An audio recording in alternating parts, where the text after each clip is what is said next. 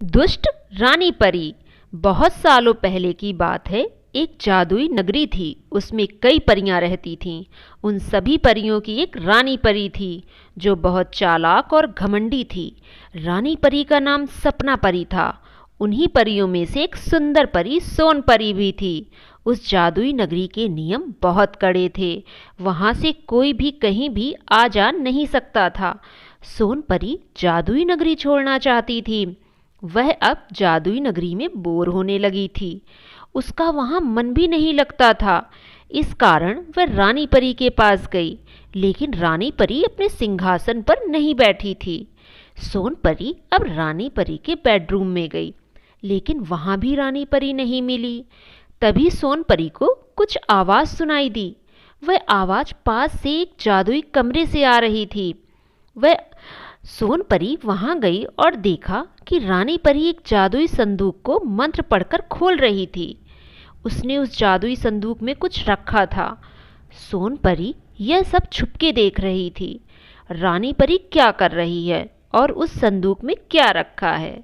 सोन परी वहां से बाहर आ जाती है और रानी परी भी बाहर आ जाती है। अब सोन परी उस जादुई संदूक के पास जाती है और वही मंत्र बोलकर उसे खोलने का प्रयास करती है, लेकिन संदूक नहीं खुलता है। कई प्रयास करने के बाद भी वह कमरे से बाहर आ जाती है। अब सोन परी रानी परी के पास जाती है और रानी परी से कहती है, मुझे इस जादुई नगरी में नहीं रहना। मैं यहाँ तंग आ गई हूँ, मुझे भी बाहर जाना है। रानी परी बोलती है, ठीक है, कल मैं तुम्हें खुद समुद्र पार छोड़ने तुम्हारे साथ चलूंगी।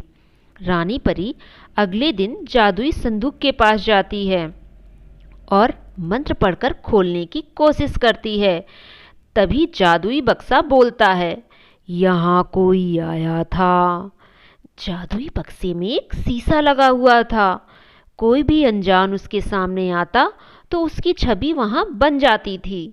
रानी परी ने उस शीशे को देखा तो उसे सोन परी की छवि दिखाई दी। रानी परी सोचने लगी कि कहीं सोन परी को पता ना चल जाए, इसलिए वह सोन परी को मारने का प्लान बनाती।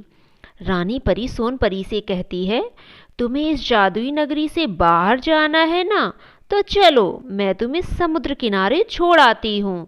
वहाँ समुंदर भी जादुई होता है।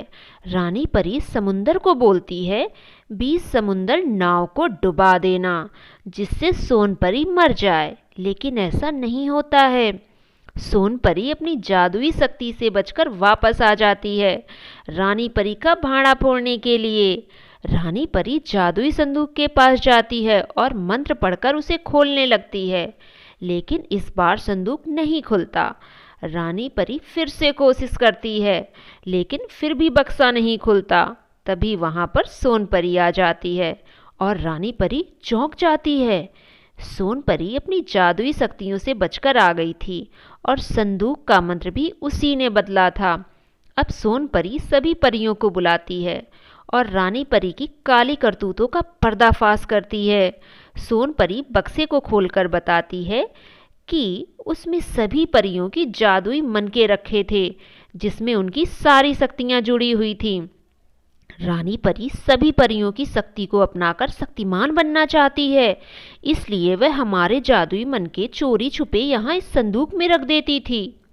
अब रानी परी की काली करतूतों का भांडा फूट गया था। इसके बाद सभी परियों ने रानी परी सपना को जादुई नगरी से निकाल दिया और साथ ही उसकी सारी शक्तियां भी छीन ली। और बुद्धिमान और ईमानदार सोन परी को नई रानी परी बनाया गया। सोन परी ने कहा, आज से इस जादुई नगरी के सारे नियम हटाए जाते हैं।